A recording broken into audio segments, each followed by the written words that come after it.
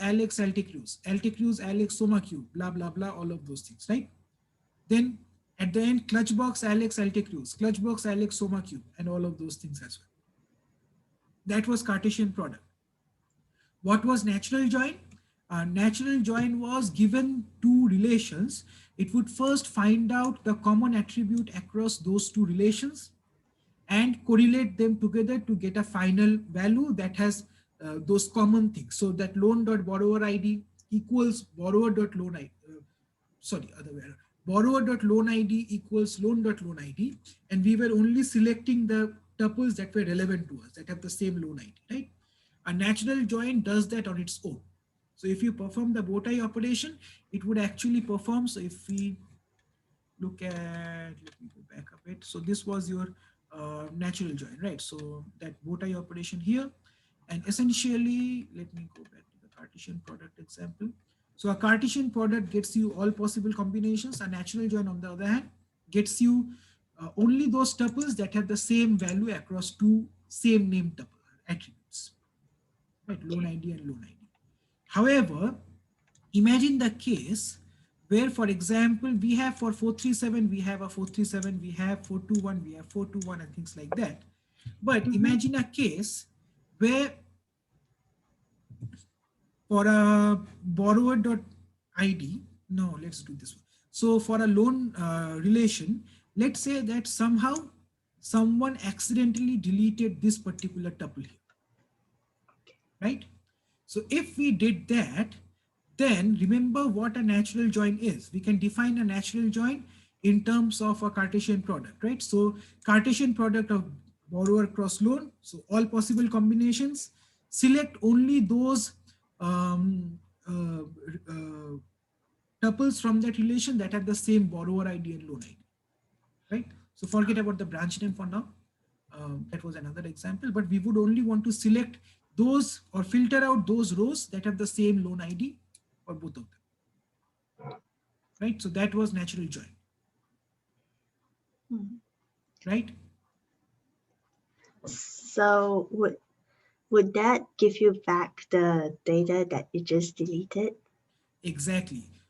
If I do not have have a tuple for that value, there is no way of me comparing the loan IDs, because I don't have any loan ID 437 in my loan table, right?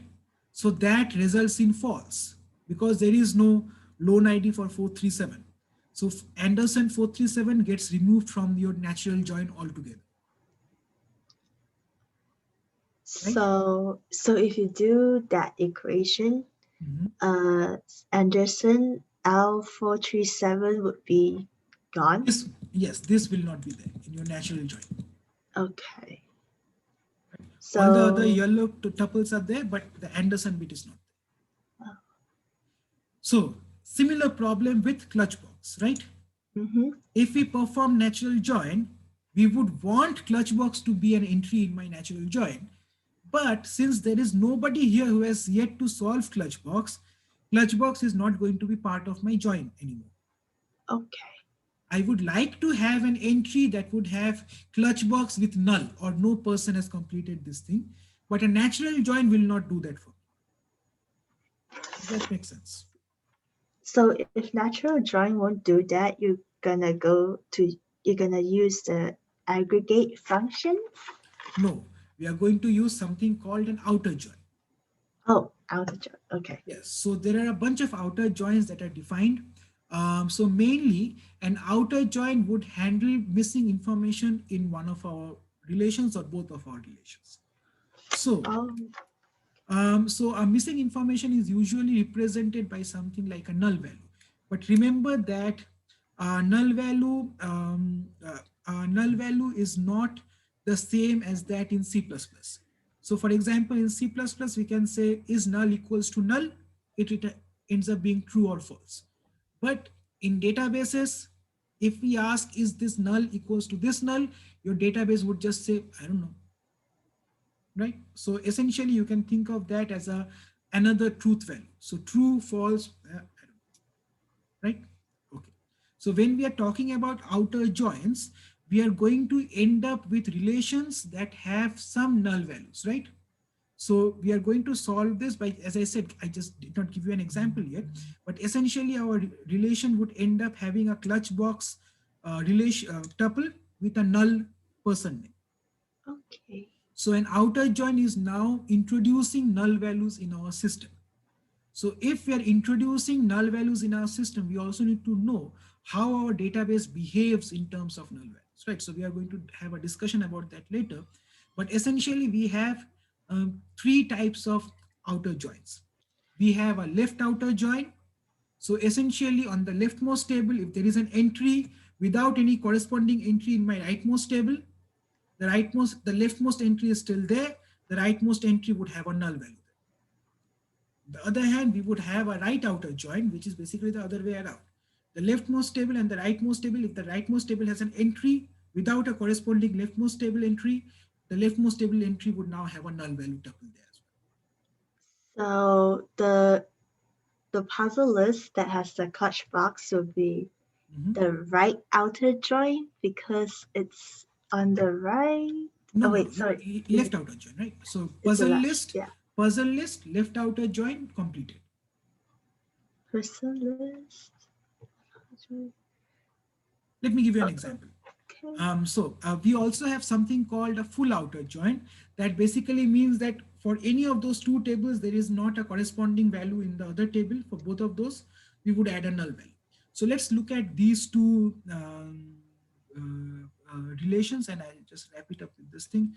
We'll talk about null values next class. So let's have these two relations. Let's say R has these values A, B, and C, which has values R1, R2, R3, and the corresponding attr1 for S as well, that is A, B, C, and D for S values. And we see that there is not a common, anything else common other than attribute 1 and attribute 1.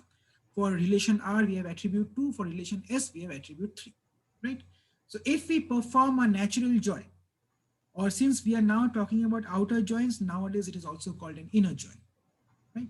So if we have a natural join, that means that for all corresponding values in my attribute 1 that has a matching value in my attribute 1 for S, those tuples stay. So for A, there is no A here. We have B, C, D, so no A. So A is not part of my relation. Similarly, D is not part of my result relation because D is not in R. Right? So we end up with just B, C. That is your natural join. Now we have left outer join. A left outer join basically would always maintain the leftmost attribute tuples. So we have A, B, C. So for that, correspondingly, we have B, C, but no A. But we don't care about D because D is on the right hand side. So we have A, R1, and for attribute 3, we have no value, so we just give it a null. B, C, for both of those, we have both of those attribute values, so we just populate the table with those values. Similarly, reversely, our right outer join S would essentially have B, C, D, where for D, we did not have a tuple for in R, so D gets a null for attribute 2, and everything else is still the same, and there is no A here. And then we have a full outer join that basically would merge both of them. And if any of those tables do not have a corresponding value, they just populate that with null. So A gets an attribute 3 value of null, D gets an attribute 2 value of null. That is for a full outer join. Most databases allow us left outer joins, natural joins, and right outer joins. But some databases, if not most databases, do not allow a full outer join because it usually ends up being a bit too complicated. So, and for most of our class, we won't be working on that many examples for a full outer join, but you can imagine that this is a very powerful tool to have. That is a full outer join. Okay, so I guess with that, that's it for today. I'll stop recording and any questions? Oh.